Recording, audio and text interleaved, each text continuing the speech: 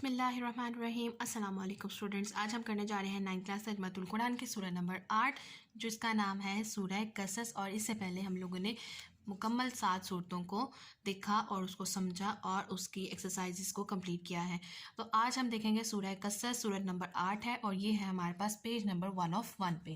تو چلیں اسٹارٹ کرتے ہیں۔ اوپن کیجیے اپنا پیج نمبر 101 سورہ قصص، اور اپنے اسی طریقہ کار کے مطابق اسی صورت کو بھی ہم لوگ کمپلیٹ کریں گے۔ سب سے پہلے ریڈ آؤٹ کریں گے اور دیکھیں گے ہمارے پاس کیا چیز شارٹ پوائنٹ آف ویو سے امپورٹنٹ ہے، کیا شارٹ آنسرس کے لیے ہے، اور ہم لوگ اینڈ پہ دیکھیں گے کہ کس طرح سے آپ تفصیلی جواب کو اٹیمپٹ کریں گے۔ تو چلیں اسٹارٹ کرتے ہیں۔ سورہ قصص پیج نمبر 101۔ سورہ قصص مکی صورت ہے، اس کو مارک کیجیے ایم سی کیوز کے لیے۔ اس میں 88 یعنی کہ 88 آیات ہیں، یہ بھی آپ نے ایم سی کیوز اور شارٹ آنسر دونوں کے لیے مارک کرنا ہے۔ نیکسٹ آ جاتا ہے ہمارے پاس تعارف۔ سورہ قصص مکہ مکرمہ میں نازل ہونے والی آخری سورہ ہے، اس کو بھی آپ مارک کیجیے ایم سی کیوز اور شارٹ آنسرس کے لیے، کیونکہ اس کی آیت 85 اس وقت نازل ہوئی تھی جب حضرت محمد صلی اللہ علیہ وآلہ وسلم ہجرت کی غرض سے مدینہ منورہ کے لیے روانہ ہو چکے تھے۔ اس صورت کی آیت 25 میں القصص کا لفظ آیا ہے، اسی مناسبت سے اس کا نام سورہ قصص رکھا گیا ہے۔ اسے مارک کیجیے پورے پیراگراف کو ایم سی کیوز اور شارٹ آنسر دونوں کے لیے۔ سورہ قصص کا خلاصہ حضرت موسیٰ علیہ السلام کا ذکر کر کے حضرت محمد صلی اللہ علیہ وآلہ وسلم کی رسالت اور آپ کی دعوت کی سچائی کو ثابت کرنا ہے۔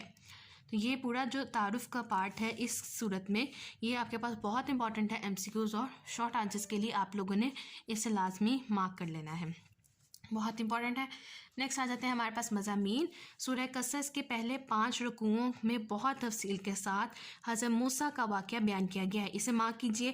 آپ سے پوچھا جا سکتا ہے کہ سورہ قصص کے پہلے 5 رکوعوں میں کس کا واقعہ تفصیل سے بیان کیا گیا ہے، تو اس کا آنسر کیا آئے گا؟ حضرت موسیٰ علیہ السلام۔ قرآن مجید میں پچھلے انبیاء کرام میں سب سے زیادہ تفصیل کے ساتھ حضرت موسیٰ کا ذکر آیا ہے، اس کو مارک کیجیے کہ قرآن مجید میں سب سے زیادہ کس انبیاء کرام کا ذکر ہے؟ حضرت موسیٰ کا۔ تو یہ بھی امپورٹنٹ ہے ایم سی کیوز اور شارٹ دونوں کے لیے، کیونکہ حضرت موسیٰ، اب ریزن بتائی جا رہی ہے کہ حضرت موسیٰ علیہ السلام وہ واحد انبیاء کرام میں سے کیوں ہیں جن کا ذکر تفصیل سے قرآن مجید میں کیا گیا۔ اس کی ریزن کیا ہے؟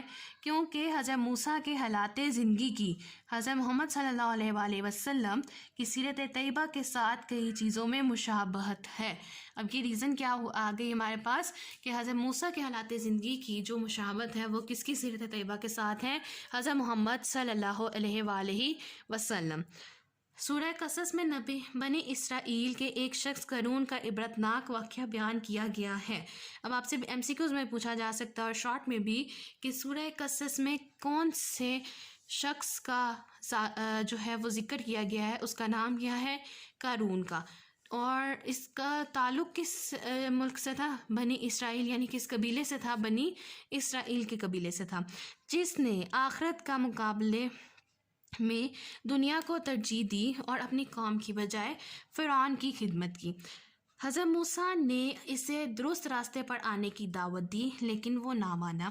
یہ شخص اپنے پاس موجودہ مال اور دولت کو اپنی ذاتی محنت اور اپنے علم کا نتیجہ قرار دیتا تھا اور اللہ تعالیٰ کے احسان اور نعمت کا انکار کرتا تھا۔ نتیجتاً قارون اپنے مال و اسباب کے ساتھ ہلاک کر دیا گیا۔ تو یہ جو قارون کے بارے میں انہوں نے تھوڑی سی انفارمیشن دی ہے، یہ آپ کے پاس ایم سی کیوز کے لیے ساتھ آپ کے پاس شارٹ آنسر کے لیے بھی بہت زیادہ امپورٹنٹ ہے، اور آپ کے پاس ایکسرسائز کا بھی ایک شارٹ ہے۔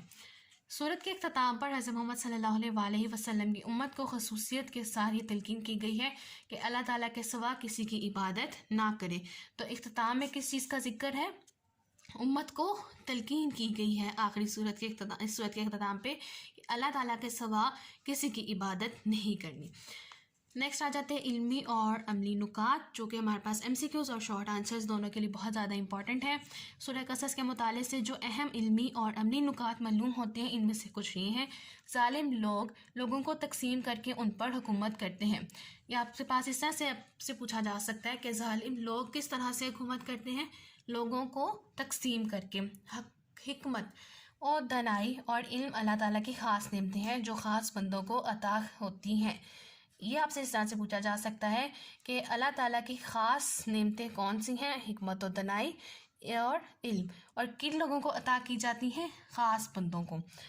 ہدایت صرف اللہ تعالیٰ کی توفیق سے ہوتی ہے، اس لیے ہمیں اللہ تعالیٰ سے ہدایت کی دعا کرتے رہنا چاہیے، اور آپ سے یہ والا جو پوائنٹ ہے یہ اس طرح سے پوچھا جا سکتا ہے کہ انسان کو ہدایت کس طرح نصیب ہوتی ہے، کس طرح ملتی ہے، تو اس کا آنسر آپ کا آئے گا کہ ہدایت اللہ تعالیٰ کی توفیق سے حاصل ہوتی ہے، اس لیے ہمیں ہدایت کی دعا کرتے رہنا چاہیے۔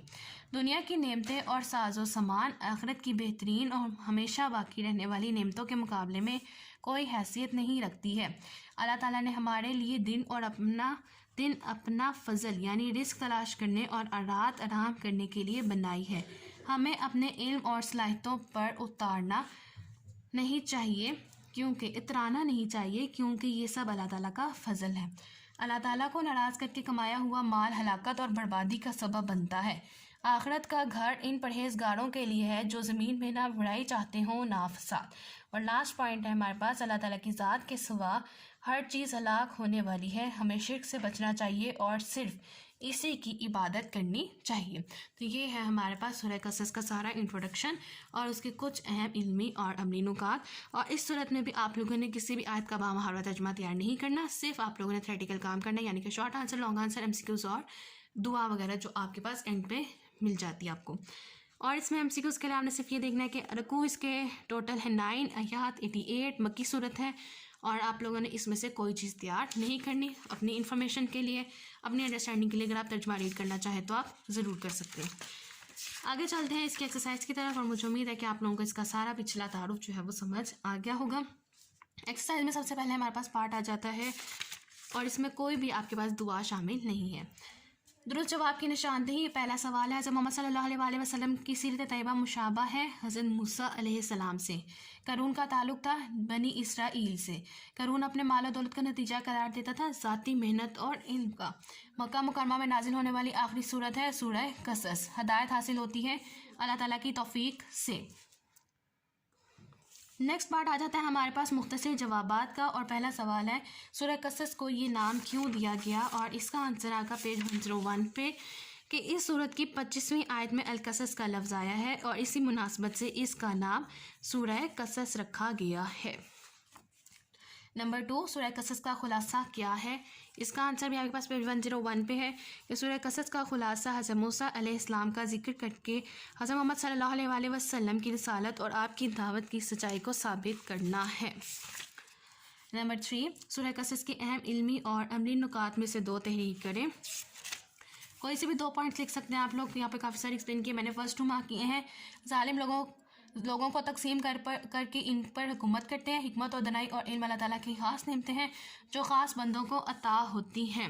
اور لاسٹ آ جاتا ہے کہ قارون کے بارے میں آپ کیا جانتے ہیں، اور اس کا آنسر آپ کے پاس پیج 101 پورا لاسٹ پیراگراف جو کہ سٹارٹ ہوگا ہمارے پاس سورہ قصص میں اسرائیل کے ایک شخص قارون کا عبرتناک واقعہ بیان کیا گیا جس نے آخرت کے مقابلے میں دنیا کو ترجیح دی اور اپنی قوم کے بجائے فرعون کی خدمت کی۔ حضرت موسیٰ نے اسے درست راستے پر آنے کی دعوت دی لیکن وہ نہ مانا اور وہ اپنے مال و دولت کو ذاتی محنت اور علم کا نتیجہ قرار دیتا تھا، اور اسی وجہ سے پھر قارون اپنے مال و اسباب کے ساتھ ہلاک کر دیا گیا۔ تو یہ آپ کے پاس 4 شارٹ کا آنسر ہے۔